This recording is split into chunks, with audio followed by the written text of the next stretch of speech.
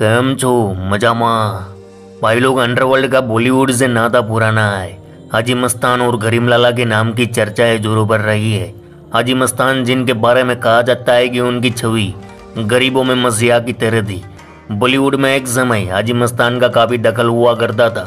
हाजी मस्तान, वरदराजन मुदलियार और करीम लाला का दौर था जब बॉलीवुड इनके सामने नतमस्तक हुआ करता था। बॉलीवुड और अंडरवर्ल्ड का कनेक्शन कभी छिपा नहीं रहा। 80 और 90 के दशक में मुंबई और इसके बंदरगाहों पर अंडरवर्ल्ड की एक तरह हुकूमत हुआ करती थी। मुंबई से अंडरवर्ल्ड के सफाए का दौर सीरियल बम ब्लास्ट के बाद शुरू हुआ। 1993 बम धमाके के बाद से धीरे धीरे अंडरवर्ल्ड का सफाया शुरू हो गया था और इसके बाद डी कंपनी का सरगना दाऊद इब्राहिम देश छोड़ने को मजबूर हो गया। मुंबई के डॉन फिल्मी चकाचौंध से अपने आप को कभी दूर नहीं कर पाए। मुंबई से दुबई भागने वाले दाऊद के यहाँ होने वाली पार्टियों में बॉलीवुड की हस्तियों की शिरकत करने की बातें भी किसी से छिपी नहीं रही।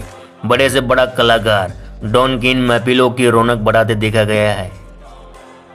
90 के दशक में बनने वाली कई फिल्मों में अंडरवर्ल्ड का सीधा दखल रहता था।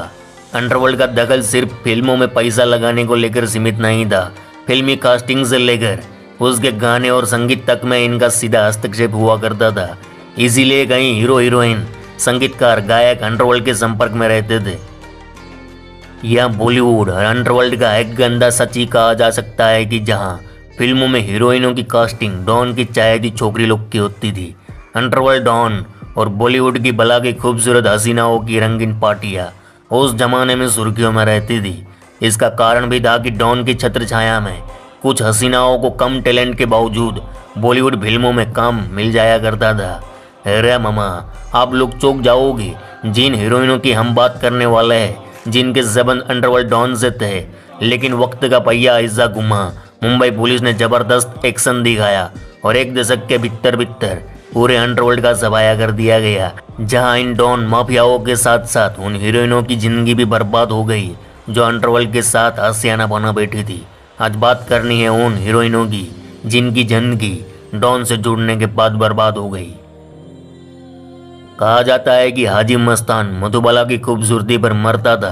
वह उसका इस कदर दीवाना था कि बस अपना बनाना चाहता था। हाजी मस्तान मधुबाला से अपने प्यार का इजहार करना चाहता था, लेकिन उनकी मौत हो गई। लेकिन उसी दौर में और एक अभिनेत्री आई जो हुबहू मधुबाला जैसी दिखती थी। सोना की जब फिल्मों में एंट्री हुई तो एक पल लोगों को लगा जैसे मधुबाला वापस आ गई हो। इसी बीच एक दिन हाजी मस्तान ने सोना को देखा और देखते ही आंखों के सामने मधुबाला का चेहरा घूमने लगा। मस्तान ने सोना को पहली बार अपने प्रोडक्शन की एक फिल्म में देखा था और उसी वक्त उन्होंने शादी करने का फैसला कर लिया। इसके बाद हाजी मस्तान सीधा शादी का प्रस्ताव लेकर सोना के घर पहुंच गए। मस्तान ने सोना की मां से शादी की बात की और सोना ने हाजी मस्तान के शादी के प्रपोजल को स्वीकार कर लिया। सोना का असली नाम शाहजहां बेगम था। उन्होंने कई छोटी बड़ी फिल्मों में काम किया था। साल 1994 में हाजी मस्तान की मौत के बाद सोना की जिंदगी बदल गई। अभिनेत्री की ऐसी बदहाली शुरू हुई कि उन्हें दो वक्त की रोटी के लिए लाले पड़ने लगे। एक तरफ सोना अपनी कमाई का जरिया तलाश रही थी, तो वहीं दूसरी ओर हाजी मस्तान का परिवार उसका दुश्मन बन गया। दरअसल हाजी मस्तान की पूरी संपत्ति सोना के पास थी और इस वजह से उसका पूरा परिवार अभिनेत्री का दुश्मन बन बैठा। अपनी जान बचाने के लिए सोना ने मस्तान की पूरी संपत्ति उसके परिवार को सौंप दी और खुद आज मुश्किल भरी जिंदगी मुंबई में गुजार रही है। अनीता अयूब पाकिस्तान की रहने वाली थी। अनीता ने ग्लैमर की दुनिया में साल 1988 में कदम रखा था। अनीता ने अपने हुस्न और कातिलाना अंदाज से पाकिस्तान में पहचान बना ली। वैसे तो वो एक मॉडल थी, लेकिन कई प्रोजेक्ट पर काम कर चुकी थी। अनीता ने पाकिस्तान में हिट होने के बाद miss Asia Pacific international contest में हिस्सा लिया, जहां एक विवादित बयान के चलते वह पूरी दुनिया में चर्चित हो गई। उसी दौरान डॉन दाऊद की नज़र अनीता पर पड़ गई। अनीता इतनी खूबसूरत थी कि दाऊद उसकी ओर खिंचता चला गया। हालात ऐसे होने लगे कि बॉलीवुड में दिलचस्पी रखने वाला दाऊद पाकिस्तानी सिनेमा में अपना इंटरेस्ट दिखाने लगा। बताया जाता है कि इस दौरान अनीता को मिलने दाऊद पाकिस्तान गया, जहां दोनों की मेल मुलाकात बढ़ने लगी तो दोनों के बीच प्यार परवाना चढ़ने लगा। साल 1993 में अनीता पाकिस्तान से भारत आई। अनीता अब दाऊद की मासूका थी। ऐसे में डॉन अपनी मासूका को बॉलीवुड में काम दिलाना चाहे तो भला कौन मना कर सकता है। बॉलीवुड में सबसे पहले अनीता देवानंद की फिल्म प्यार के परवाने में नजर आई। इसके बाद देवानंद ने उन्हें अपनी अगली फिल्म गैंगस्टर में भी साइन किया। इसके अलावा वह फिल्म चलती का नाम गाड़ी में भी दिखी।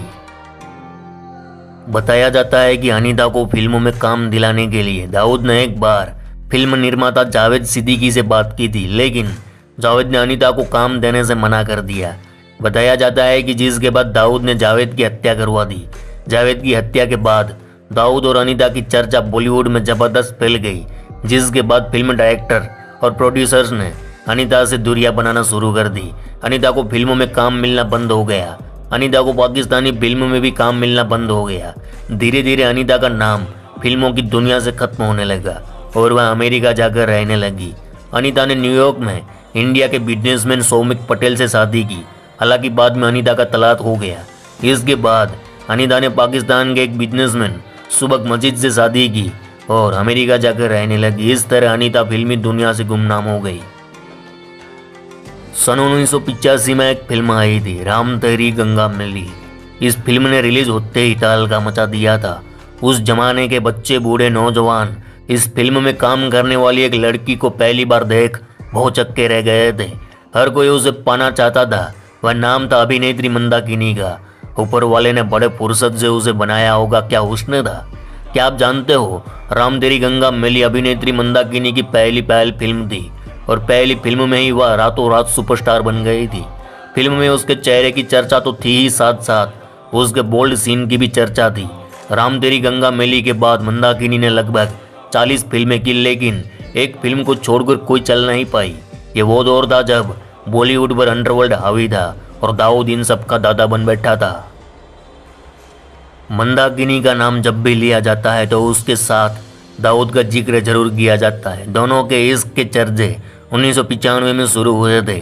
उस वक्त मंदाकिनी की एक तस्वीर दाऊद के साथ दुबई के एक स्टेडियम में क्रिकेट देखते हुए वायरल हो गई थी। फिल्म इंडस्ट्री में यह बात आग की तरह फैलने लगी कि अभिनेत्री का दाऊद के साथ अफेयर चल रहा है। तब मंदाकिनी पर अंडरवर्ल्ड से कनेक्शन के भी आरोप लगे थे। बताया जाता है कि मंदाकिनी को फिल्म दिलाने के लिए दाऊद फिल्म मेकर्स को धमकाया करता था, लेकिन दाऊद के साथ तस्वीर वायरल होने के बाद निर्माताओं ने मंदाकिनी को काम देने से इनकार कर दिया। वहीं काफी बदनामी के चलते परेशान होकर मंदाकिनी ने बॉलीवुड से संन्यास ले लिया।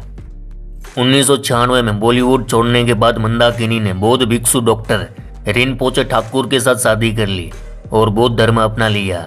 अब वह तिब्बती क्लासेस चलाती है। मोनिका बेदी, ये नाम तो सुना होगा। बॉलीवुड की और एक खूबसूरत हसीना जिसका दीवाना पूरा बॉलीवुड था। कहते हैं कि बॉलीवुड और अंडरवर्ल्ड की मुलाकात का सिलसिला अक्सर बड़ी बड़ी पार्टीज में हुआ करता था। चकाचौंध वाली रातें, खूबसूरती और ग्लैमर का भी जबरदस्त तड़का लगता था।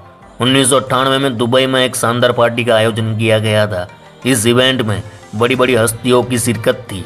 अंडरवर्ल्ड डॉन अबू सालेम ने भी अपनी मौजूदगी में इस पार्टी को हाई प्रोफाइल बनाया हुआ था।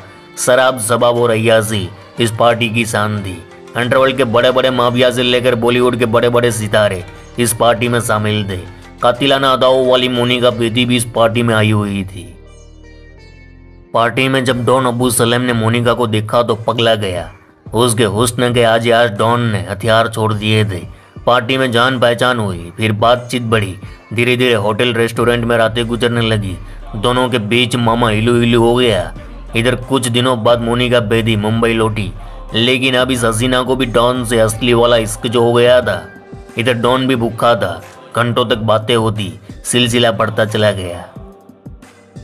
अब मोनिका बेदी मुंबई से वापस दुबई गई। अबू सलेम के साथ रहने लगी। जब दुबई में सलेम के पीछे पुलिस लगी तो वह अमेरिका जा पहुंचा। पीछे पीछे मोनिका भी चली गई। दोनों वहां रहने लगे। इस तरह अब मोनिका बेदी का रिश्ता बॉलीवुड से टूटता चला गया। उसके लिए सब कुछ था अबू सलेम। जब अमेरिका में अबू सलेम को खतरा महसूस हुआ तो वह भाग गया लिस्बन, जहां अपना नाम पता बदलकर मोनिका बेदी के साथ रहने लगा। यानी बॉलीवुड की एक अभिनेत्री एक अच्छी लाइफ छोड़कर एक डॉन के पीछे भटकने लगी थी। जब दोनों को 2005 में लिस्बन से पकड़ा गया, फिर दोनों को भारत लाया गया। इसके बाद तो मानो मोनिका बेदी की पूरी जिंदगी तबाह हो गई। जो अभिनेत्री लग्जरी गाड़ियों में घूमती थी, आलीशान बंगले में रहती थी, वह अब जेल में सलाखें गिन रही थी। फिर 2007 में मोनिका जेल से रिहा हुई। आज वो अबू सलेम से सारे रिश्ते तोड़कर आम जिंदगी जी रही है। करण अर्जुन फिल्म शायद ही सभी ने देखी होगी, जिसमें ममता कुलकर्णी ने अपने हुस्न के जलवे बिखेरे थे। बताया जाता है कि 90 के दशक में बॉलीवुड में अंडरवर्ल्ड डॉन छोटा राजन का काफी खौफ हुआ करता था। उसके एक फोन पर लोगों को फिल्मों में रख लिया जाता था।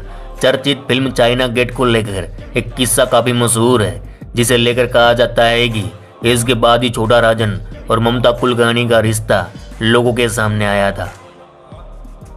खबरों की माने तो राजन और ममता के रिश्ते की बात तब सामने आई जब साल 1988 में फिल्म मेकर राजकुमार संतोषी ने अपनी फिल्म चाइना गेट के लिए ममता कुलकर्णी को चुना, लेकिन ममता के खराब बिहेवियर की वजह से संतोषी ने उन्हें आधी फिल्म के बाद निकाल दिया था।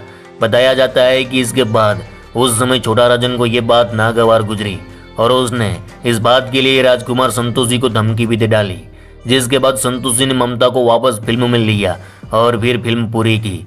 ममता कुलकर्णी का नाम छोटा राजन के साथ साथ उसके खास विजयगिरी गोस्वामी और गैंगस्टर विक्की से जुड़ा था। छोटा राजन के भारत छोड़ने के बाद उसके सारे कारोबार को विक्की ही देखता था। विक्की का रुतबा दाऊद इब्राहिम से भी कम नहीं था, जिसे दुबई का एक बड़ा ड्रग माफिया भी माना जाता था। कहा जाता है कि बॉलीवुड करियर को अलविदा करने के बाद ममता ने ड्रग स्मगलर विक्की गोस्वामी से शादी कर ली थी। बाद में यह खुलासा हुआ कि ममता उसके साथ केन्या में लिव इन रिलेशनशिप में रह रही थी। विक्की गोस्वामी को केन्या में ड्रग तस्करी के मामले में गिरफ्तार करने के साथ ही ममता कुलकर्णी को भी हिरासत में लिया गया था। आज ये अभिनेत्री भी गुमनाम हो चुकी है। वहीं बॉलीवुड की और एक अभिनेत्री के बारे में कुछ अफवाहें बताई जाती हैं, लेकिन पूरा रिसर्च करने के बाद ही हम उन पर कोई बात करेंगे। बिना जांच पड़ताल किए सिर्फ व्यू के लिए किसी के बारे में भौंक देना ये हमारी फितरत नहीं है। तो आज के लिए बस इतना ही। चलो इस गुज्जू भाई का राम राम, मिलते हैं फिर।